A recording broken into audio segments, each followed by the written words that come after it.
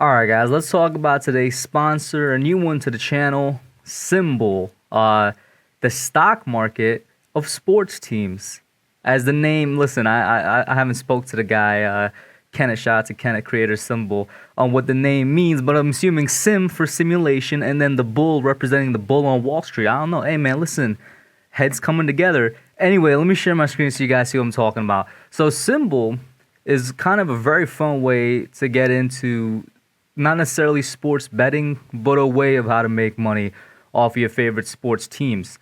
And with this, it works just like the stock market. You see your team has certain shares, those shares are worth certain amounts of money, and you could buy certain amounts of shares from those teams. As you can see, there's SimBull, I think that's college football, CFB, obviously Sim NFL, which is the one we're going to be mostly dealing with, Sim NHL, Sim MLB, Sim NBA, and of course these two right here are the ones that I'm going to be dealing with the most. The Giants for the NFL and then the Knicks for the NBA. And the way it works is quite simple. You go in, you put some of your money in, and with the code THEHUB, you're protected up to $100, by the way. So that means if for some reason you want to pull out, or if you lose $100 with that code, up to $100 that you put in is protected. You could get that money right back. So it is backed up. It's virtually risk-free up to $100 with the code THEHUB. You could put in as much as you want, buy as many shares as you want. If you lose out, it will be protected. So I'm going to show y'all right now. For example, I got about 60 in here. I'm going to go over to the Giants and let's they're worth about $33.75 a share. I'm gonna take a crumb of the Giants, all right? I'm gonna take a single crumb. Let me take one share, all right?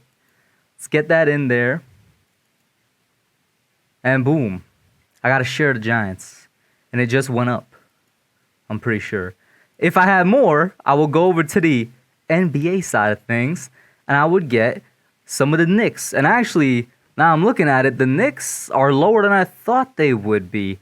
As a 5-1 team, maybe it would be smart to get in. You know, once again, we're thinking stock market here. What is it? Buy low, sell high? Maybe I should go over to the Knicks, get a share too. I'll put a little bit more in there because I'm protected up to $100 once again with the code THEHUB from over at SimBull. You would get it, and then once it gets higher, just like the regular stock market, you'd sell it to basically the other participants in this SimBull market. And like that, that's how you would basically get your gain off of it.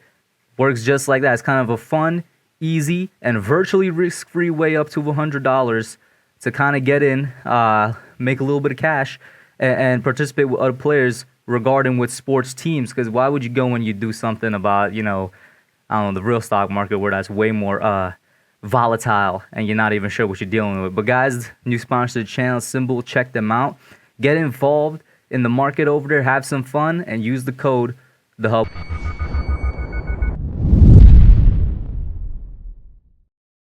And speaking of buying low and selling high, is it time for everybody to sell their stock on the Kansas City Chiefs? Coming off of a 3-4 start, one of the worst starts they've had, I want to say since 2015, maybe 2014. Regular season for a while now, the Chiefs have been a perennial playoff team, and over the course of the past 2 to 3 years, they've been a perennial Super Bowl team with Patrick Mahomes and that offense over there. But they're off to a very rough start, in large part due to their terrible defense, and even at some points their offensive line, which was supposed to have been rebuilt over the offseason. It was a story that we were all sold, but occasionally you will see them struggle. And this Tennessee Titans game back in Week 7 was a perfect example of that. A culmination of sorts for the Chiefs where everything just went wrong. And now we see here Week 8, the New York Giants, our team, getting out of East Rutherford, visiting Kansas City in Arrowhead, one of the toughest stadiums to play in. And we're walking in there on Monday Night Football looking to come away with an upset win. This can be a get-right game for the Giants as it is as much a get-right game for the Kansas City Chiefs. Let's talk about it. So first things first, in terms of what we got to do to win, it is to get Jackson Mahomes. Jackson Mahomes, the brother of Patrick Mahomes, the guy whose face looks mad annoying that everybody hates for a good reason, who continuously makes TikToks with his brother in it because he knows that's all he needs to do to get views. We need to get him to make a TikTok before and during the game, during every single second of the game, trying to cap Patrick in there. Because we've seen the life leave Patrick Mahomes' eyes. I never thought of what felt sorry for this dude, but we're seeing him slowly dying on the inside. In order to further that and help our progress in being the Chiefs, we're going to need Jackson Mahomes to come out and make the most obnoxious TikToks ever. Step 2, Brittany Matthews, Patrick Mahomes' partner. I'm not sure if it's wife, girlfriend, fiance, whatever. Get her in on the TikToks as well, and get her making her Instagram story posts where she's telling everybody that he's going to come out on top. Because the only time that worked was like once, ain't that much. But both of them, the combination of the toxicity of Brittany Matthews and Jackson Mahomes will help us get into the head of Patrick Mahomes and help this man create his own downfall. Now, of course, I'm joking, but it would be nice if that happens. In terms of the actuality, things that we need to do, first we need to take advantage of that Kansas City defense. Surprising enough, they actually rank lower than we do on Pro Football Reference in terms of overall defense. The Giants sitting at 19, Kansas City all the way down to 26.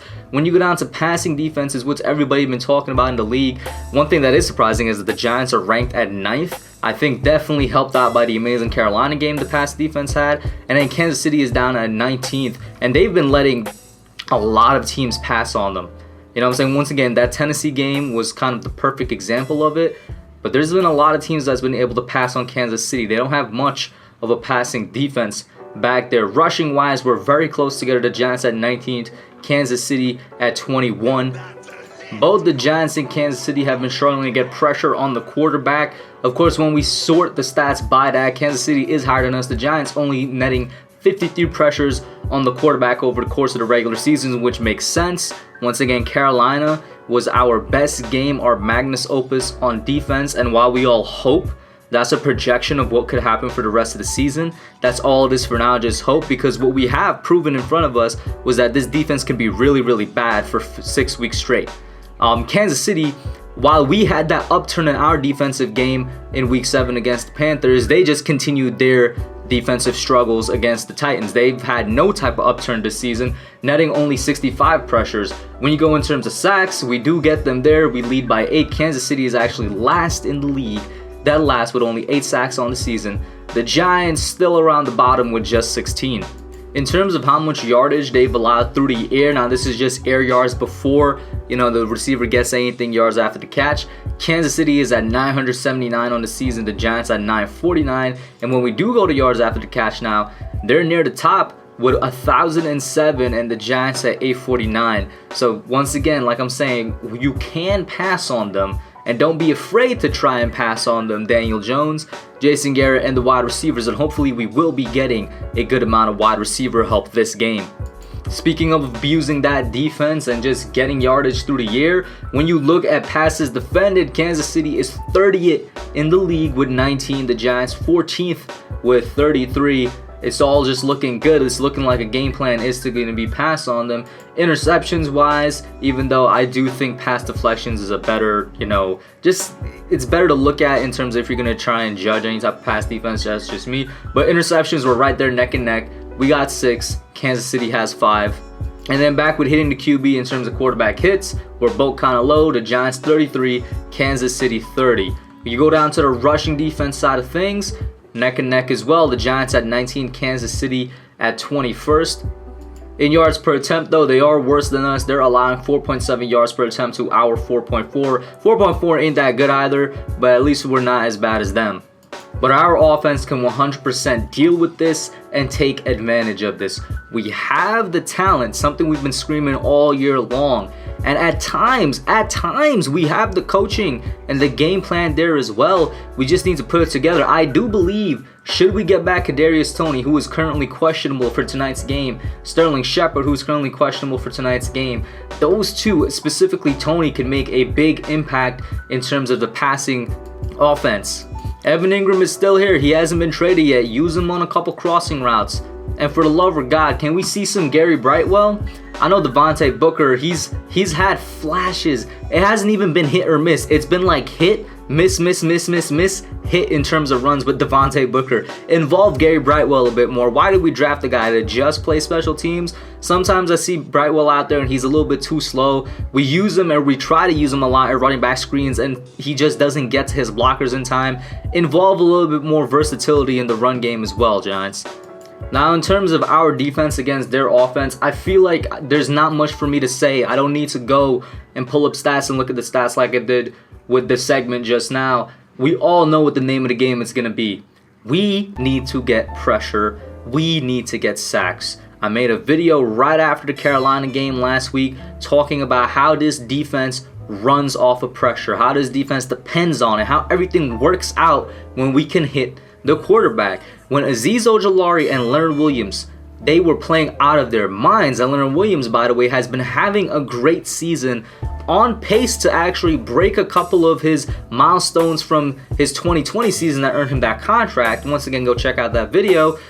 He's showed up more in the pass defense in terms of getting sacks and getting quarterback hits because we had a threat on the edge in Azeez Ojulari. It's the same thing that's going to need to come back. Hitting the quarterback allows the linebackers to cover better, allows the linebackers to hit in the run game harder, and 100% allows our guys back in the secondary, James Bradbury, Adoree Jackson, our safeties, it allows them to cover better as well. You're just helping them out by getting to Patrick Mahomes, and for I don't know what time this is, the 10th time throughout this season, their offensive line hasn't been good enough to stop a pass rush. Their offensive line has been very inconsistent, and Tennessee basically won that game by continuously getting to Patrick Mahomes.